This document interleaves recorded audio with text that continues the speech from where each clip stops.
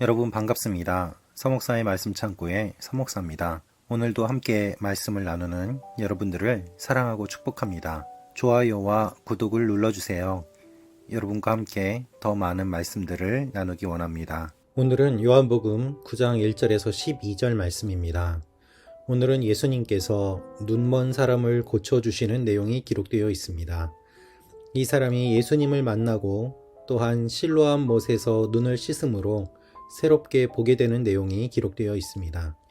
이 말씀을 통해서 하나님께서 우리에게 주시는 내용을 함께 묵상하길 원합니다. 1절입니다. 예수께서 길을 가시다가 날 때부터 눈먼 사람을 만나셨습니다.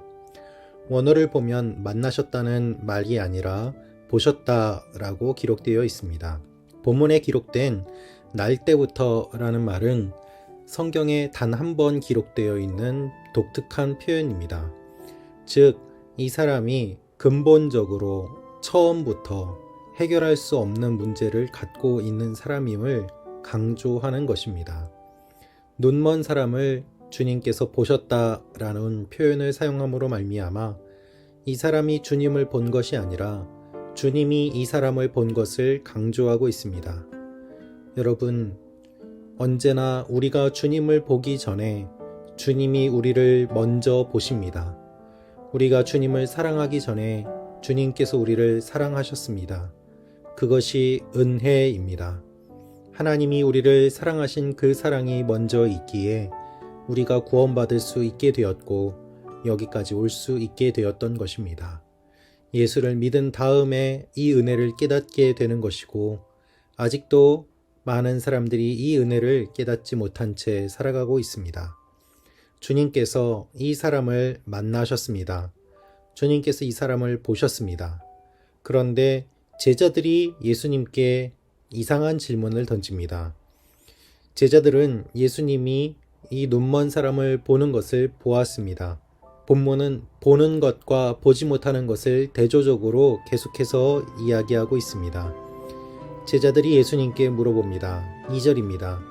제자들이 예수께 물었습니다. 라삐여, 이 사람이 눈먼 사람으로 태어난 것이 누구의 죄 때문입니까? 이 사람의 죄 때문입니까? 부모의 죄 때문입니까? 유대인들은 눈먼 사람들이 저주받아서 이렇게 되었다라고 생각했습니다. 죄 때문에 하나님의 벌을 받는 것이고 몸이 아프고 장애를 가지고 삶에 문제가 생기는 것은 하나님이 주시는 복과는 관계없는 저주라고 생각했습니다. 그래서 이와 같은 질문을 던지는 것입니다. 그러나 여러분, 주님은 이렇게 대답하십니다. 3절입니다. 예수께서 대답하셨습니다. 이 사람의 죄도 그 부모의 죄도 아니다. 다만 하나님께서 하시는 일들을 그에게서 드러내시려는 것이다. 제자들의 질문은 얼마나 날카롭고 얼마나 아프고 얼마나 차갑습니까? 그 사람을 생각하는 것이 아니라 그 사람이 그렇게 된 것이 원인이 어디에 있는지를 찾아내고자 이야기를 하고 있습니다.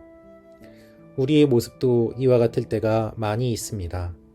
우리 주위에 어떤 사람이 불행을 만나게 될 때에 그것의 원인이 어디에 있는지 찾아내려고 우리는 온갖 관심을 기울입니다. 그러나 실제로 정답을 찾지 못한 채 사람을 비난하거나 조롱하는 일들이 얼마나 많이 있습니까? 그 사람의 어려운 심정을 헤아리기보다는 그 사람이 처해 있는 환경과 상태를 바라보면서 일종의 가십거리로 삼는 일들이 얼마나 많이 있습니까? 그것이 차갑게 보이고 또한 그것 때문에 많은 사람들이 주님에게서 마음을 돌이키는 일들이 일어납니다. 바리새인도 아니고 사두개인도 아니고 예수님의 제자들이 이와 같은 질문을 했습니다. 그러나 주님은 이렇게 말씀하십니다. 그 사람의 마음을 이해하시고 이 사람의 죄도 그 부모의 죄도 아니다라는 것이죠. 제자들이 이렇게 질문했을 때 이 사람은 그 이야기를 다 듣고 있었을 것입니다. 얼마나 많은 유대인들이 그에게 누구의 죄 때문에 보지 못하게 되었느냐라고 물어봤겠습니까? 아무도 도와주지 않으면서 비난하고 손가락질하는 일을 평생 동안 경험한 것이 바로 이 눈먼 사람이었습니다. 우리가 사람들을 비난하고 조롱하고 걱정하는 척하면서도 실은 그의 뒷담화를 즐기는 그러한 상황을 주님께서는 다 아시고 그 근본적인 문제를 해결해 주기를 원하시는 것입니다. 그래서 주님은 이렇게 말씀하십니다. 5절입니다. 내가 세상에 있는 동안 나는 세상의 빛이다. 주님께서 계시는 동안에 세상의 빛으로 오셔서 하나님을 알려주시는 그 진리의 선포자가 되심을 말씀하십니다. 그리고 이 말씀을 하신 후 예수께서 땅에 침을 뱉어서 진흙을 이겨 그 사람의 눈에 바르셨습니다. 이상한 행동을 하십니다. 그러나 이상한 것이 아닙니다. 주님의 치유는 다양한 방법으로 이루어졌습니다. 말씀으로 이루어지기도 하고 침을 흙에 이겨서 그것을 눈에 바르는 다양한 경로를 통해서 사람을 치유하시는 모습을 보게 됩니다. 그리고 주님은 그에게 말씀하십니다. 7절입니다. 그리고 그에게 말씀하셨습니다. 실로암 연못에 가서 씻어라. 실로암은 보냄을 받았다는 뜻입니다. 그 사람이 가서 씻고는 앞을 보게 돼 집으로 돌아갔습니다. 많은 사람들이 놀랐습니다. 그래서 이렇게 물어봅니다. 8절, 9절입니다. 이웃 사람들과 그가 전에 구걸하던 것을 보아온 사람들이 물었습니다.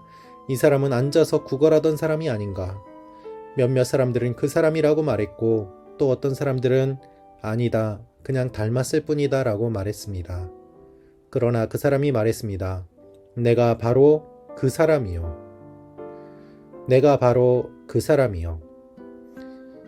이 사람이 실로암 연못에 가게 되었습니다. 그리고 요한은 실로암의 의미가 무엇인지를 기록하고 있습니다. 보냄을 받았다는 것입니다. 이 사람은 예수님이 어디에 있는지 잘 몰랐습니다. 이 사람이 실로암에 가서 씻고 오자 예수님이 보이지 않았기 때문입니다. 그리고 이 사람은 예수님이 누구인지 정확하게 알지 못했습니다. 그가 아는 것은 보지 못했지만 지금은 보게 되었다는 것이고 예수라는 분이 고쳐주셨다는 그 사실 하나입니다. 이것이 놀랍고 강력한 복음이요 또한 증언이 되었습니다. 여러분, 많은 사람들이 이 사람에게 물어봅니다. 그리고 이 사람은 자신이 고침받은 것에 대해서 선포합니다. 이것이 어떻게 가능합니까? 주님께서 실로암, 즉 그를 보내셨기 때문입니다. 선교는 미션이라고 합니다. 미션이라는 말은 미시오, 보내다라는 뜻입니다. 즉, 이 사람은 하나님의 선교사로서 복음을 전하는 사람으로 예수 그리스도께서 자신을 고쳐주신 것을 사람들에게 증언하고 있는 것입니다. 주님이 보내셔서 복음을 전하고 이 사람의 존재 자체가 사람들에게 거룩한 충격이 되었습니다. 그리고 복음이 선포된 것이 말로만 선포되는 것이 아니라 능력으로 나타나는 것임을 이 사람이 증명하고 보여주고 있습니다. 크리스찬의 삶은 무엇입니까? 복음을 증거하는 삶입니다. 우리의 모든 삶은 존재 자체가 주님을 드러내며 증명하는 삶이어야만 합니다. 우리의 존재가 주님을 부인하고 부정하는 증거로 쓰인다면 어떻게 주님을 믿는 사람이라고 말할 수 있겠습니까? 주님은 우리를 이 세상에 보내시고 이 땅에 보내시고 믿지 않는 사람들에게 보내셔서 우리의 존재를 통해서 하나님이 어떤 분인지를 드러내기를 원하십니다.